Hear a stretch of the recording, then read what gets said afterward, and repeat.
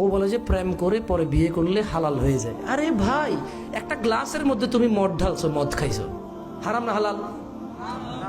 পরে তুমি একই গ্লাসে ধুয়ে পানি ঢেলে খাইছো, হালাল না হারাম? তো আগে যে মদ খাইছো ওটা হালাল হয়ে গেছে? গ্লাস তো একটা, গ্লাস কয়টা? গ্লাস কয়টা? তো আগে মদ খেয়েছো, এরপরে ধুয়ে পানি খেয়েছো, দুধ খেয়েছে ওটাতে, তাই বলে কি আগে যে মদ খেয়েছো ওই মদ হালাল হয়ে যাবে?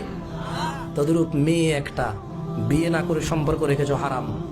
মেয়ে একটা বিয়ে করে সম্পর্ক করলে আগের হারাম হালাল হবে না, ওটা গুনাহ থেকে যায়।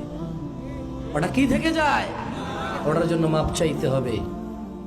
যেমনটা বিয়ে না করলে মাপ চাইতে, তুমি এই মেয়েকে বিয়ে না করলে এমনটাই মাপ চাইতে হবে। এই মেয়েকে বিয়ে না করলে যেমনটা গুনাহ, এই মেয়েকে বিয়ে করলো আগের অন্যায়গুলো একেবারে শতভাগ সেম অপরাধ। ভাই আমার, ভাই আমার, লা ইউজনি জানি হিনা ইউজনি ওয়া হুয়া মুমিন।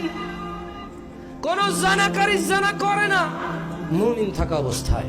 সিদ্ধান্ত তোমার।